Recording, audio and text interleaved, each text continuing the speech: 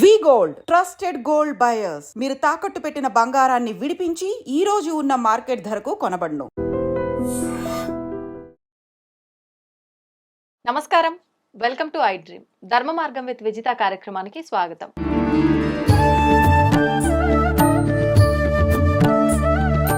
ప్రస్తుతం మనతో పాటు ఉన్నారు ప్రముఖ ఆధ్యాత్మికవేత్త జ్యోతిష్య పండితులు సుభాష్ శర్మ గారు. ఇప్పుడు వారితో మాట్లాడి మరిన్ని విషయాలు తెలుసుకుందాం. నమస్కారం గురుగారు. గురుగారు, మాఘమాసం అంటేనే చాలా విశేషమైనది. మాఘమాసంలో మనకు నది స్నానాలు అని చెప్పి ఎక్కువగా వివాహాలు శుభకార్యాలు జరుగుతుంటాయి. చాలా ప్రత్యేకమైనదిగా చెప్పుకుంటాం. కానీ మాఘమాసంలో వచ్చే పౌర్ణమి కూడా చాలా విశేషమైనదని చెప్పి చెప్తూ ఉంటారు. నిజంగా ఏంటి ఆ విశేషము? ఆ రోజుని ఎటువంటి విధి విధానాలు ఆచరించాలి? ముందుగా ప్రేక్షకులందరికీ శ్రీమాత్రే నమః, శ్రీ గురుభ్యో నమః. మాఘ పౌర్ణిమ అనేటటువంటిది చంద్రుడికి చాలా ప్రీతికరమైనటువంటి రోజుగా భావన చేస్తూ, ఆ రోజున విష్ణుమూర్తికి లక్ష్మీదేవికి కూడా చాలా ప్రత్యేకమైనటువంటి రోజు. మనకు పౌర్ణిమ అనగానే కొన్ని పౌర్ణిమలు చాలా మాఘ పౌర్ణిమ కానివ్వండి, కార్తీక పౌర్ణిమ కానివ్వండి, శ్రావణ పౌర్ణిమ కానివ్వండి, ఈ పౌర్ణిమలకు చాలా ప్రత్యేకత ఉంటుంది. ఎందుకు అంటే చంద్రుడు భూమికి అతి చేరువగా వచ్చేటటువంటి రోజుగా భావన చేస్తాము. అలాగే మాఘ పౌర్ణిమ రోజున చంద్రుడి నుంచి ఎన్నో రకాలైనటువంటి ఔషధీకరణమైనటువంటి గుణాలు ప్రకృతిలో ఇమిడీకృతం అవుతూ ఉంటాయట.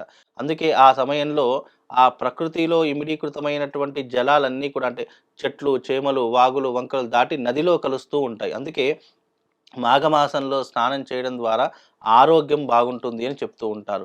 అలాగే ఈ మాఘమాసంలో చలి ఎండ తీవ్రంగా ఎక్కువగా ఉంటుంది కాబట్టి చలి అదే పాలల్లో ఉంటుంది, ఎండ కూడా అదే రకంగా వీస్తూ ఉంటుంది. కాబట్టి ఈ ఉదయాన్నే స్నానం చేయడం ద్వారా కూడా శరీరం దృఢంగా ఉంటుంది అని కూడా కొన్ని గ్రంథాల్లో చెప్పడం జరిగింది. ఇది ఆయుర్వేదిక పరంగా చెప్పుకోవాలంటే. అందులో మాఘ పౌర్ణిమ అనేటటువంటిది విశేషంగా చంద్రుడు భూమికి అతి చేరువగా వచ్చేటటువంటి రోజు కాబట్టి ఈ మాఘమాసంలో గంగా స్నాన విధిని నెల రోజుల పాటుగా ఆచరణ చేసుకోవాలి.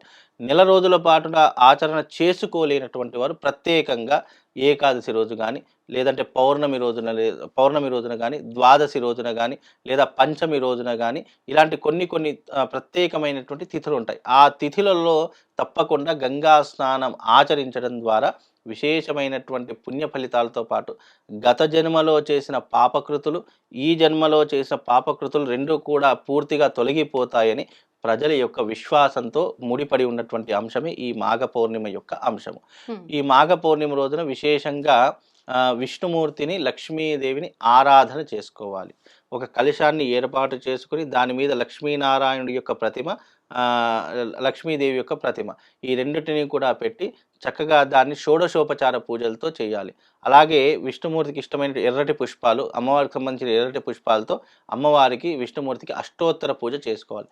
అలా చేసిన తర్వాత ఆ కలశం ఏదైతే ఉంటుందో ఆ విగ్రహాలతో సహా ఆ కలశాన్ని బ్రాహ్మడికి దానం చేయాలని శాస్త్రవచనం. అలా చేయడం ద్వారా సుఖములు, సంతోషములు, భోగభాగ్యములు ఇవన్నీ కూడా కలుగుతాయని శాస్త్రపతి. అందుకే మాఘ పౌర్ణిమ లక్ష్మీనారాయణులకు ప్రీతికరమైనటువంటి పౌర్ణిమ అని చెప్పడం జరిగింది.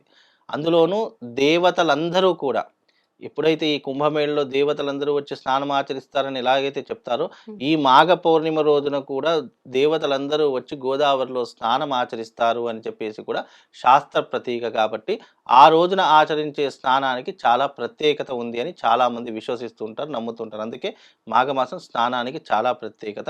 అలాగే అర్ఘ్యానికి కూడా చాలా ప్రత్యేకత. అర్ఘ్యం అంటే ఏంటి అంటే ఆ రోజున సూర్యోదయానికి పూర్వమే గంగా స్నానం ఆచరణ చేసుకొని రాగి కలశాన్ని తీసుకొని ఆ రాగి కలశంలో పసుపు, కుంకుమ, అక్షతలు, ఎర్రటి పుష్పాలు ఈ అన్నీ కూడా వేసి సూర్యుడికి అర్ఘ్యం వదలాలట. అలా అర్ఘ్యం వదిలి ఆ రాగి చెంబులో నీళ్లు అయిపోయిన తర్వాత అది ఒడ్డుకు వచ్చి ఆ రాగి చెంబుని బోర్లా వేసి దాని చుట్టూ 3 ప్రదక్షిణలు చేస్తే గనక మనకు ఎనలేనటువంటి సుఖ సంపత్తులు కలుగుతాయి. చేసిన పాపములన్నీ కూడా గోదావరిలో నీళ్లు ఎలాగైతే పారుతూ ఉంటాయో ఆ రకంగా మన పాపాలన్నీ కూడా పారదోలుతారని చెప్పేసి శాస్త్రవచనము. గురుగారు, ఇప్పుడు పౌర్ణమి అనగానే చంద్రుడికి సంబంధించిన రోజుగా మాట్లాడుతున్నాం. మరి ఇది అంటే అర్ఘ్యం అనగానే సూర్యుడికి సంబంధించి ఎందుకు ఈ విధానం ఎందుకు ఆచరించాలి ఆ రోజున? ఇక్కడ అర్ఘ్యము అనేటటువంటిది సూర్యుడికి సంబంధించి, ఇప్పుడు చంద్రుడు సూర్యుడు వేరు కాదు.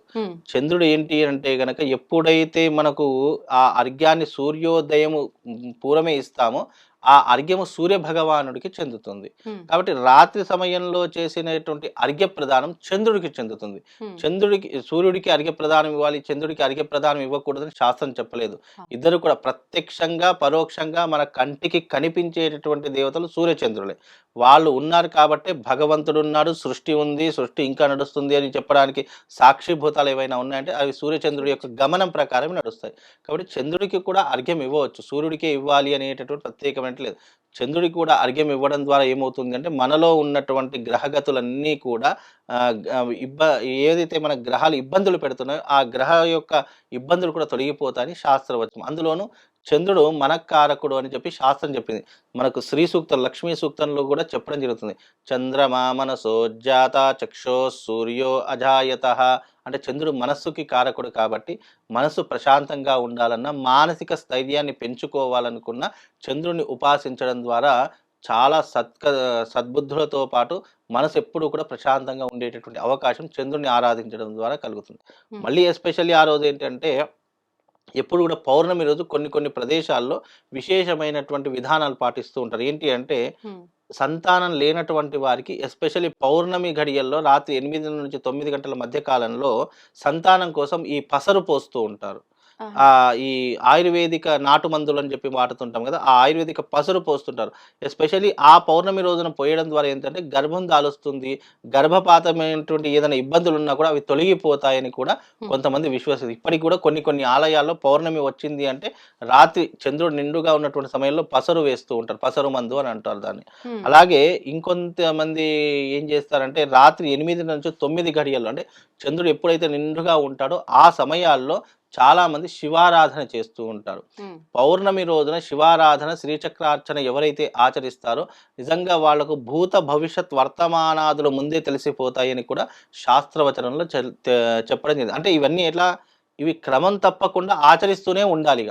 దీన్ని ఎప్పుడూ కూడా స్టాప్ చేయడం గానీ, లేదంటే మనం ఏదైనా ఇబ్బందులని చెప్పి మానుకోవడం గానీ ఇలా చేయకూడదు. హ్మ్. ఇవి క్రమం తప్పకుండా అలా చేస్తూ ఉంటే గనక మనకు భూత భవిష్యత్ వర్తమానాదులు ముందే తెలిసేటటువంటి శక్తి సామర్థ్యాలు ఉంటాయి. అది కేవలం అది పౌర్ణమి రోజున మాత్రమే సాధ్యపడుతుంది. అందుకే మాఘ పౌర్ణమి చాలా విశేషమైనటువంటి పౌర్ణమిగా చెప్పుకుంటాము. పౌర్ణమి రోజున శివారాధన అని అన్నారు కదా! ఏ హ్మ్. రకంగా చేసుకోవాలి శివారాధన? ముఖ్యంగా మనకు శివారాధన గాని, శ్రీచక్రార్చన గానివ్వండి, ఎవరైనా చేసుకుంటున్నారు అని అంటే గనక అంటే ఇది ఎందుకు చేసుకోవాలంటే ఎవరికైతే ఇంట్లో ఆరోగ్య సమస్యలున్నాయో, మానసిక రుగ్మతలు ఎవరికైతే ఉన్నాయో, లేదా ఇంట్లో ఎప్పుడు కూడా అల్లర్లు, గొడవలు, ఇబ్బందులవుతున్నాయి అని అనుకుంటున్నారో, వాళ్ళు ప్రతి పౌర్ణమి రోజున ఒక స్టీల్ తాంబూలం పెట్టుకొని దాంట్లో శివలింగాన్ని, శ్రీచక్రాన్ని పెట్టుకొని టెర్రస్ మీద చంద్రుడి యొక్క కిరణాలు ఎక్కడైతే ఎక్కువగా ప్రసరింపబడుతున్నాయో ఆ ప్రదేశంలో కూర్చొని దానికి అభిషేకాది క్రతువులు చేసుకోవాలి.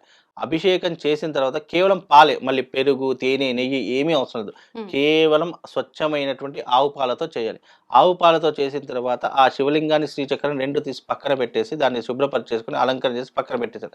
ఆ పాలు ఉంటాయి కదా! అభిషేకం చేసిన పాలు, ఆ పాలలో చంద్రుడి యొక్క ప్రతిబింబాన్ని చూడాలి. హ్మ్. చంద్రుడి యొక్క ప్రతిబింబాన్ని ఆ పాలల్లో చూసిన తర్వాత ఆ పాలను సేవించడం ద్వారా అనేక రకములైనటువంటి రోగాలు నయమవ్వడంతో పాటు ఆ పాలను స్వీకరించడం ద్వారా మనకు ఉన్నటువంటి దారిద్ర్యం తొలగిపోతుందంట. Negative energy తొలగిపోతుందంట. మనకెవరైనా ఏదైనా మందులు పెట్టినా, ఏదైనా హిప్నటైజ్ లాంటివి చేసినా, లేదంటే ఎవరైనా ఏదైనా ప్రయోగం చేసినా మన మీద పారకుండా ఉంటాయని చెప్పి శాస్త్ర ప్రతీక. కాబట్టి హ్మ్. ఇలాంటివి ఎన్నో రకాలైనటువంటి క్రతువులు పౌర్ణిమ రోజున చేసుకుంటారని శాస్త్ర ప్రతీక. కాబట్టి ఈ రకమైనటువంటి విధానాలు చేసుకున్నా కూడా శివుడి యొక్క సంపూర్ణమైనటువంటి అనుగ్రహంతో పాటు మనకున్నటువంటి రోగాలు కూడా దూరం అయిపోతాయండి. ఇప్పుడు మీరు చెప్పిన ఈ శివుడికి అభిషేకం చేసే విధానం ఏ సమయంలో చేయాలి?